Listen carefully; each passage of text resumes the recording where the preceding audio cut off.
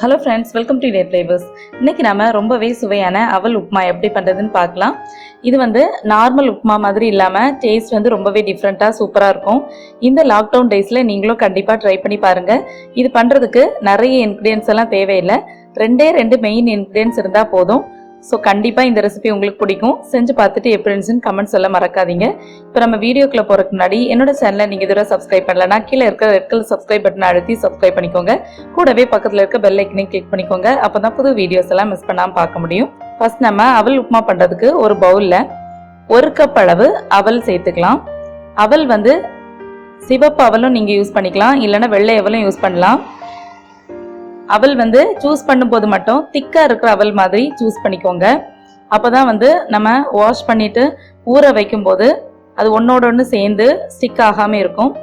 இப்போ இந்த அவலில் தண்ணி சேர்த்து லேசாக மிக்ஸ் பண்ணிக்கிட்டுக்கலாம். இதை அப்படியே இனி 2 மினிட்ஸ் ஊற வச்சிடலாம். 2 மினிட்ஸ்க்கு மேலே ஊற வைக்க வேண்டாம். 2 மினிட்ஸ்க்கு அப்புறமா இந்த மாதிரி ஒரு வடிகட்டியில் வடிகட்டிட்டு அப்படியே விட்டுடலாம். அப்போ தான் அந்த ஈரம் எல்லாமே கீழே வடிஞ்சிரும். மேலே நமக்கு உதிரி உதிரியாக அவல் கிடைக்கும். இனி நம்ம அவல் தாளிக்கிறதுக்கு ஒரு கடாயில் 1 டீஸ்பூன் அளவு எண்ணெய் சேர்த்துடலாம்.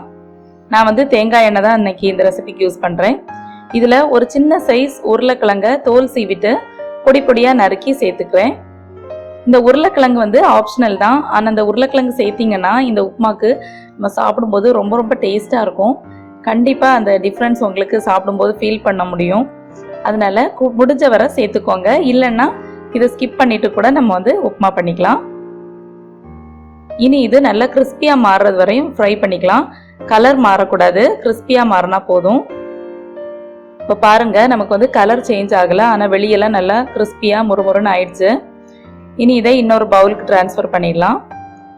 ட்ரான்ஸ்ஃபர் பண்ணிவிட்டு அதே கடாயில் இன்னொரு 1 டீஸ்பூன் அளவு எண்ணெய் சேர்த்துடலாம். எண்ணெய் சூடானதும் 1/2 டீஸ்பூன் அளவு கடுகு சேர்த்துடலாம். கடுகு நல்லா பொரிஞ்சதும் 1/2 டீஸ்பூன் அளவு உளுத்தம்பருப்பு சேர்த்துடலாம். உளுத்தம்பருப்பு இந்த உப்புமாக்கு நல்ல ஒரு வாசனை கிடைக்கும். இப்போ கடுகு உளுத்தம்பருப்பு ரெண்டும் பொரிஞ்சிருச்சு. நம்ம ஒரு சின்ன சைஸ் பெரிய வெங்காயத்தை தோல் உரிச்சிட்டு சேர்த்துடலாம். இதுக்கு கூடவே கருவேப்பிலையும் ஆட் பண்ணிக்கோங்க. இனி இந்த ரெண்டையும் நல்லா ஃப்ரை பண்ணிக்கலாம். அடுத்தது 1 டேபிள் ஸ்பூன் அளவு நிலக்கடலை ஆட் பண்ணிக்கிறேன். இதுக்கு கூடவே காரத்துக்காக 2 பச்சை மிளகாவையும் பொடி பொடியாக கட் பண்ணி ஆட் பண்ணிக்கிறேன். நிலக்கடலை நீங்கள் தாளிக்கும் போது கூட ஆட் பண்ணிக்கலாம். ஆட் பண்ணிட்டு நல்லா ஃப்ரை பண்ணி விட்டுக்கோங்க. வெங்காயம் நல்லா வதங்கி டிரான்ஸ்பரண்ட் ஆகிறது வரைக்கும் நம்ம நல்லா கிளறி விட்டுக்கலாம். இப்போ பாருங்க, வெங்காயம் நல்லா வதங்கினதுக்கு அப்புறமா இதில் ஒரு 1/2 டீஸ்பூன் அளவு மஞ்சள் தூள் ஆட் பண்ணிக்கலாம். மஞ்சள் தூளை நம்ம இந்த டைமில் இந்த எண்ணெயில் சேர்த்து நல்லா மிக்ஸ் பண்ணாதான் அதோட பச்சை வாசனை எல்லாமே போகும். அவல் சேர்க்கும் போது சேர்த்தோன்னா அந்த பச்சை வாசனை போகாது. அதனால இந்த டைம்ல ஆட் பண்ணிக்கோங்க. இப்போ அதோட பச்சை வாசனை எல்லாம் போனதுக்கு அப்புறமா நம்ம உப்புமாக்கு தேவையான அளவு உப்பு ஆட் பண்ணிக்கலாம். உப்பு அவல்ல சேர்த்தோம் அப்படின்னா நல்லா மிக்ஸ் ஆகாது. ஒரு இடத்துல அதிகமாகவும் இன்னொரு இடத்துல கம்மியாகவும் இருக்கும். அதனால இந்த டைம்ல ஆட் பண்ணிட்டு நல்லா மிக்ஸ் பண்ணி விட்டுடலாம். மிக்ஸ் பண்ணதுக்கு அப்புறமா நம்ம வறுத்து வச்சிருந்த உருளைக்கிழங்கையும் ஆட் பண்ணி நல்லா ஒரு வாட்டி கலந்து விட்டுடலாம். அப்பதான் அந்த மசாலா கூட இந்த உருளைக்கிழங்கு நல்லா சேரும். இப்போ நல்லா வதக்கி விட்டுட்டு நம்ம ஊற வச்சு வடிச்சு வச்சிருந்த அவல் சேர்த்துடலாம். பாருங்க, இவ்வளோ உதிரி உதிரியா சூப்பராக வந்திருக்கு அப்படின்ட்டு. ரொம்ப நேரம் சோக் பண்ணிட்டோம் அப்படின்னா எல்லாமே ஒன்னோட ஒன்று சேர்ந்து மாவு மாதிரி ஆயிடும். அதனால கரெக்டாக 2 மினிட்ஸ் நீங்கள் சோக் பண்ணீங்கன்னா கரெக்டாக இருக்கும். இனி இது எல்லாத்தையுமே சேர்த்து நல்லா மிக்ஸ் பண்ணி விட்டுடலாம்.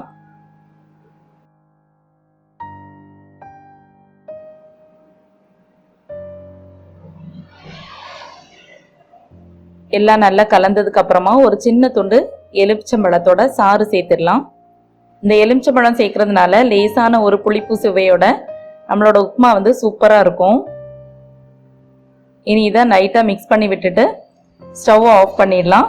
இதை சூடாக தேங்காய் சட்னியோட சர்வ் பண்ணுங்க, சூப்பராக இருக்கும். ஸோ ஃப்ரெண்ட்ஸ், அவ்வளோதான், நம்மளோட அவல் உப்புமா ரெசிபி சூப்பராக ரெடி ஆயிடுச்சு. கண்டிப்பாக இந்த ரெசிபியை நீங்களும் ட்ரை பண்ணி பார்த்துட்டு எப்படி இருந்துச்சுன்னு கமெண்ட் சொல்லுங்கள். இந்த வீடியோ உங்களுக்கு பிடிச்சிருந்தா என்னோட சேனலுக்கு மறக்காமல் சப்ஸ்கிரைப் பண்ணுங்கள். Thank you friends.